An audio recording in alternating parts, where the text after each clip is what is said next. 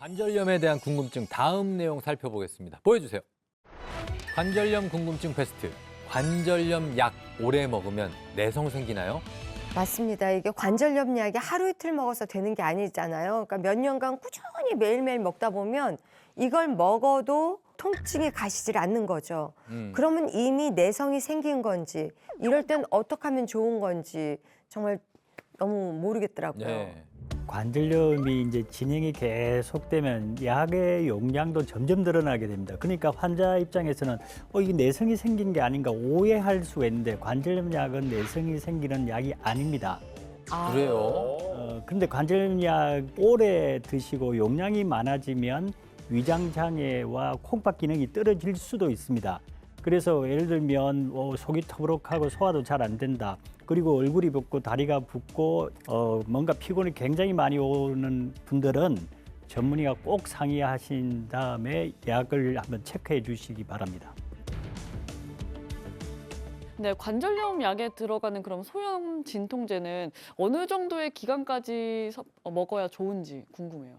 이 소염 진통제를 복용하는 기간이 명확하게 정해져 있는 것은 아닙니다. 통상적으로 이 관절염 환자분들 같은 경우는 처음에 보통 2개월 내지 3개월 정도 약을 드시다가 끊게 됩니다.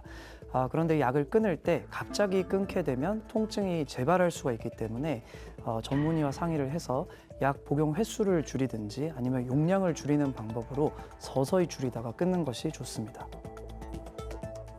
100세 시대의 확실한 노후 준비를 위해서 저희가 무릎 통증 잡는 법 알아보고 있는데요. 젊을 때는 무릎 통증을 잘 느끼지 못하다가 갑자기 무릎 통증이 느껴지는 그런 시기가 있다고 합니다.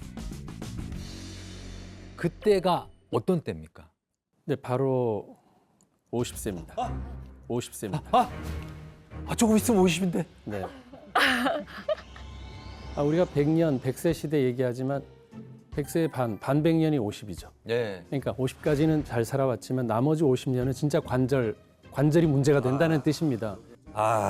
그렇구나. 그러네.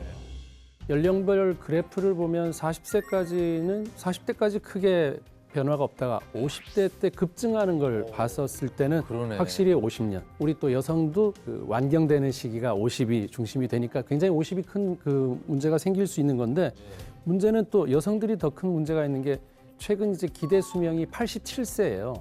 자, 그럼 50세에 관절 문제가 생겨버리면 37년을 아프게 지내셔야 되잖아요. 그러니까요. 70세 때 수술을 한다고 치면 10년 이상을 통증을 갖고 사셔야 된단 말이죠. 그렇기 때문에 미리미리 관절염을 잘 대비하시는 게 좋겠습니다. 얘기를 들으면 정말 너무 암담합니다.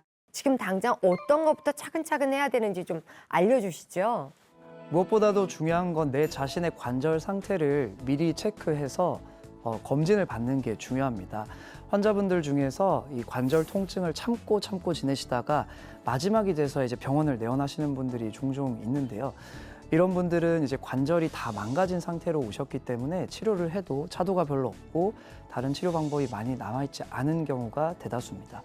그래서 50대라면 관절에 통증이 없더라도 미리 병원에 내원하셔서 미리미리 체크를 좀 해보시고 관절에 문제가 생겼을 때 예방할 수가 있기 때문에 미리미리 체크하는 게 가장 중요하겠습니다.